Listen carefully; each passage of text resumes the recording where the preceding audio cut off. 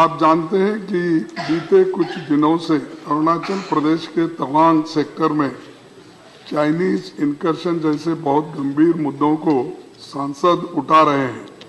हमारी सेना बहादुरी के साथ स्थिति का मुकाबला कर रही है। नेशनल सिक्योरिटी से जुड़ा हुआ ये बेहद गंभीर मुद्दा है और पूरे देश दुनिया की निगाहें इस पर लगी है। लीडर ऑफ अपोजिशन होने के नाते इस मुद्दे पर सांसदों की भावनाओं के साथ खड़ा होना और तत्काल कदम उठाने की मांग करना ये मेरी जिम्मेदारी बनती है। इसी कारण 14 दिसंबर 2022 को मैंने सदन में इस मसले पर हस्तक्षेप किया। माननीय डिप्टी चेयरमैन आप थे, साहब ने कहा कि मैं इस मामले को इसलिए नहीं उठा सकता क्योंकि इस बारे में मैंने कोई नोटिस नहीं दिया है। Sir, this issue that the honorable member has raised about Chinese apps and about how common people are being harassed and cheated by some of these apps, and therefore something which has to be taken up seriously is an issue that the honorable member has raised. I'd like to inform through you the August House that in the last 6-7 months I've had personally meetings with the RBI representatives and with my secretaries in the ministry, and action from the RBI side and also from our side has been, also inclusive of the Corporate Affairs Ministry, has been initiated in this. A lot of such apps which have been badly misused have also been brought to the attention of MeitY. So there is a coordinated effort to contain such apps and also to take action against those who are misusing. Sir, Congress party इससे ये क्या साबित कर रही है कि common man के problem उनके प्रॉब्लम नहीं है? This is a common man's problem on which we've taken action. Prime Minister Modi is concerned about the small borrowers who are getting cheated by apps. Congress party has just clearly betrayed their lack of concern for common man. So here we have taken concentrated efforts. RBI, MeitY, MCA and the Ministry of Finance are working to ensure common men are not cheated by any apps. Thank you. Thank you. एक minute एक प्रमोद प्रजापति, आप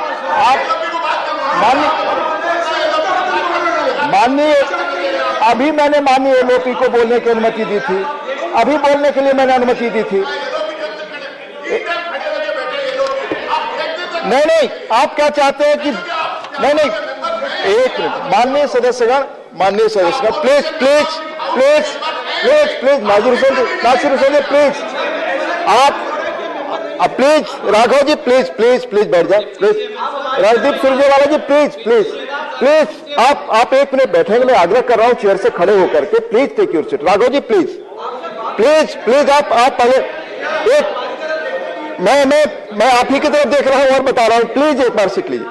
माननीय सदस्यगण, मैंने सुबह आते ही माननीय LOP को विस्तार से बोलने का मौका दिया। पुनः रूल 267 के अंदर जितने नोटिसेज आए थे, इंक्लूडिंग माननीय राघव चड्ढा जी आपका, उस स्थिति मैंने स्पष्ट की।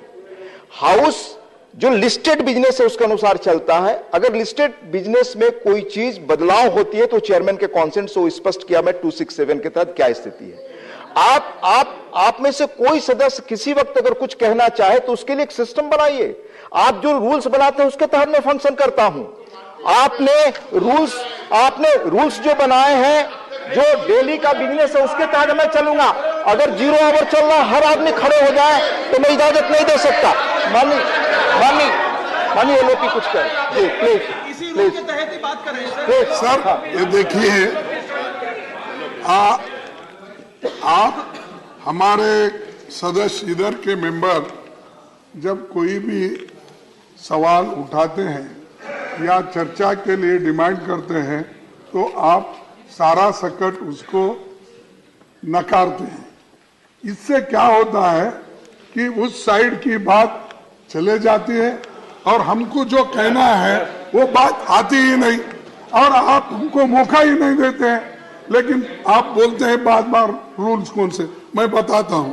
266 में residuary powers, all matters not specifically provided for in these rules and all questions relating to the detailed working of these rules shall be regulated in such manner as the chairman may from time to time direct. Right. Means you can direct, Please, you can please. suspend the rules, Please, you can allow us. This is very important matter. please take- Sir, please the take- Chinese incursion, Please take your ये seat now. important है। Please take your seat आप देखिए, see how they are, उसको बहस की इजाजत नहीं दे रहा। नहीं, प्लीज माननीय सदस्यगण please refrain from allegations against chair. आप रूल्स आप please no no no no no no please माननीय LOP please please please please please please please please please माननीय एलओपी को मैंने सुबह मौका दिया, पुनः माननीय एलओपी खड़े हुए रूल कोट करने के लिए मैंने मौका दिया।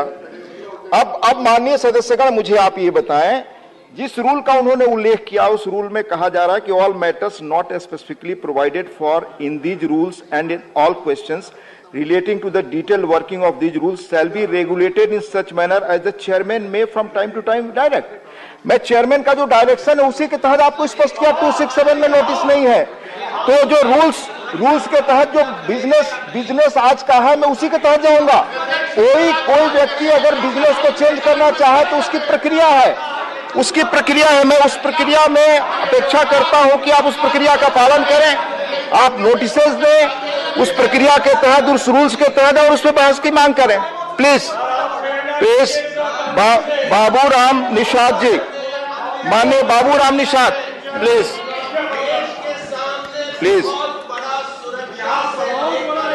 माननीय उपाध्यक्ष जी, आज मुझे बोलने का आपने अवसर दिया। मैं उत्तर प्रदेश सहित पूरे देश के बात रिकॉर्ड पे जा रही है, कोई और बात रिकॉर्ड पे नहीं जा रही। और सदन का ध्यान आकर्षित कराना चाहता हूं। महोदय, कालांतर में घटता हुआ भूगर्भ जल स्तर, दूषित सिमटती और विषैली होती नदियां, सिकुड़ते ग्लेशियर राष्ट्रीय चिंतन के विषय हैं। आज देश की किसी भी नदी में डिसिल्टिंग का काम नहीं किया गया है। पहले देश की नदियां अविरल बहती थी और बहती हुई नदियों में खुद को साफ रखने और गहराई बनाए रखने की क्षमता होती थी। समय बदला और नदियां भौतिक समृद्धि का शिकार हुई। पहाड़ों में भी बड़ी मात्रा में हाइड्रोट पावर प्लांट बनाए गए, कोई और बात रिकॉर्ड में नहीं जा रही है। माननीय सदस्य बाबूराम निषाद की बात के नाम पर बांध बना दिए गए, जिससे नदियों का अविरल बहाव रुक गया। नदियां रुकी तो मानो पूरी परिस्थिति ही रुक गई और नदियों में सिल्ट जमा होने लगी। सिल्ट जमा होने का सबसे बड़ा उदाहरण गंगा नदी पर बना फर्रुखा बैराज है, जिसके कारण पहले सिल्ट के ढेर बने और फिर वह पर्वताकार पहाड़ के रूप में परिवर्तित हो गए, जिससे गंगा नदी का पानी फैलकर उत्तर प्रदेश, बिहार, पश्चिम बंगाल की भूमि को निगलता जा रहा है और वर्तमान में राजमहल से लेकर मालदा तक बड़ा क्षेत्र आज विश्व की सबसे बड़ी कटान क्षेत्र में सम्मिलित हो गया है। बिजनौर, मुजफ्फरनगर, मेरठ, बुलंदशहर, हापुड़, बदायूं, फर्रुखाबाद, कानपुर, फतेहपुर, रायबरेली, प्रतापगढ़, कौशाम्बी, प्रयाग से लेकर गाजीपुर, बलिया तक सैकड़ों गांव कटान का दंश झेल रहे हैं। इसी तरीके से घाघरा नदी में भी अनेकों गांव शहर कटान के कारण उजड़ते जा रहे हैं। आप बैठ जाए। सच्चाई तो यह है कि मनुष्य जहां भी अपनी रोजमर्रा जीवन शैली का बैठता है, वहां बीच का वपन होता जा रहा है। हम आप प्रत्यक्षदर्शी है कि प्रकृति समय समय पर भूकंप, भूस्खलन, घटते भूगर्भ जल स्तर, ओजोन परत क्षरण, सूखा, बाढ़ इत्यादि रूप में मनुष्य की क्रूरता का शिकार हुई है। समग्र राष्ट्र बूंद बूंद जल संकट से जूझ रहा है। एक तरफ नदियों से सिल्ट की सफाई न होने के कारण अधिकांश नदियां लुप्त प्राय होती जा रही हैं, तो दूसरी तरफ सिल्ट जमा होने की वजह से नदियों के माध्यम से जो पानी भूगर्भ जल के स्तर को बनाए रखना चाहिए था, वो नहीं हो पा रहा है, जिससे पीने के पानी व सिंचाई की भयंकर समस्या खड़ी हो गई है। नदियों में जल की सर्व उपलब्धता बनी रहे, इसके लिए कुछ प्रमुख बातों को मैं ध्यान में रखकर हम जल व नदियों को बचा सकते हैं। जैसे समय समय पर देश और प्रदेश की नदियों से सिल्ट को हटाते रहें, जिससे नदियां अपने मुख्य रूप में बनी रहें। दूसरा, श्रीमती महुआ माझी प्लीज। धन्यवाद।